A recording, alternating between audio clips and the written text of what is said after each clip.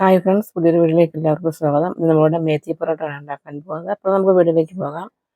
അതിനായിട്ട് ഞാനിവിടെ കുറച്ച് മേത്തി കഴുകി വൃത്തിയാക്കി ചെറുതായിട്ട് കട്ട് ചെയ്തെടുത്തിട്ടുണ്ട്. നമുക്കൊരു പാത്രത്തിലേക്ക് ഗോതമ്പ് പൊടി ചേർത്ത് കൊടുക്കാം. ഇതിലേക്ക് ആവശ്യത്തിനുള്ള ഉപ്പ് ചേർത്ത് കൊടുക്കുക.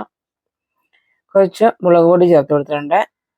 ഒരു 1/4 ടീസ്പൂണോളം മഞ്ഞൾപ്പൊടിയും ഒരു 1/2 ടീസ്പൂണോളം ഓമം, അതായത് അയമോദകം, അതുകൂടെ ചേർത്ത് കൊടുത്തിട്ട് ഇതെല്ലാം കൂടെ ഒന്ന് മിക്സ് ചെയ്ത് കൊടുക്കാം.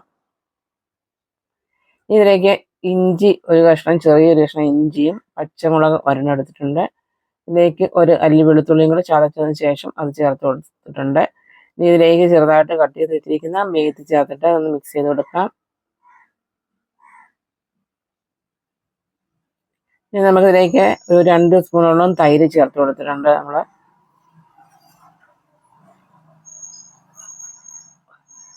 ഇതിലേക്ക് ആവശ്യത്തിനുള്ള വെള്ളം ഒഴിച്ചതിന് ശേഷം ഇത് നന്നായിട്ടൊന്ന് കുഴച്ചെടുക്കാം. ഇതേപോലെ കുറച്ച് വെള്ളം ഒഴിച്ചിട്ട് നമുക്കിത് കുഴച്ചെടുക്കാം.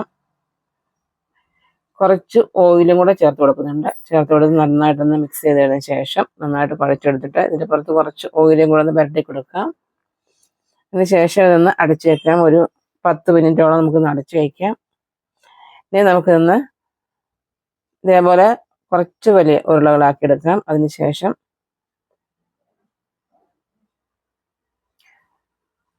നമുക്കിന്ന് പരത്തിയെടുക്കാം.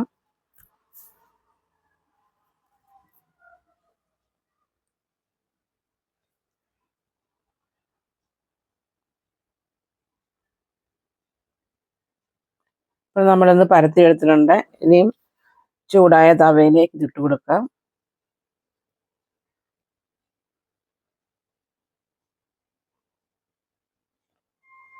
ഇപ്പോൾ ഒരു സൈഡിൽ നിന്ന് തിരിച്ച് ഇട്ട് കൊടുക്കുന്നുണ്ട്. ഇട്ട് കൊടുത്തതിന് ശേഷം ഇതിൻ്റെ കുറച്ച് നെയ്യ് ചേർത്ത് കൊടുക്കാം.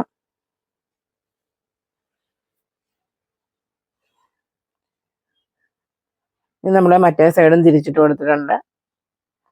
വീണ്ടും ഇതിൻ്റെ പുറത്ത് കുറച്ച് നെയ്യും കൂടെ ചേർത്ത് കൊടുക്കുന്നുണ്ട്. അപ്പോൾ വീണ്ടും 2 സൈഡും ഒന്നും കൂടെ ഒന്ന് തിരിച്ചിട്ട് നമുക്കൊന്ന് റെഡിയാക്കി എടുക്കാം.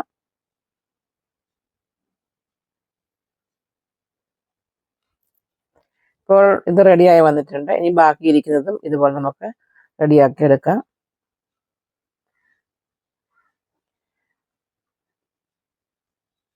അങ്ങനെ നമ്മുടെ വളരെ വേഗത്തിൽ മേത്തി പൊറോട്ട ഇവിടെ റെഡിയാക്കി എടുത്തിട്ടുണ്ട്. അപ്പോൾ നമുക്ക് വീണ്ടും പുതിയൊരു വീഡിയോ ആയിട്ട് വരാം. അതുവരേക്കും ബൈ. Thanks for watching.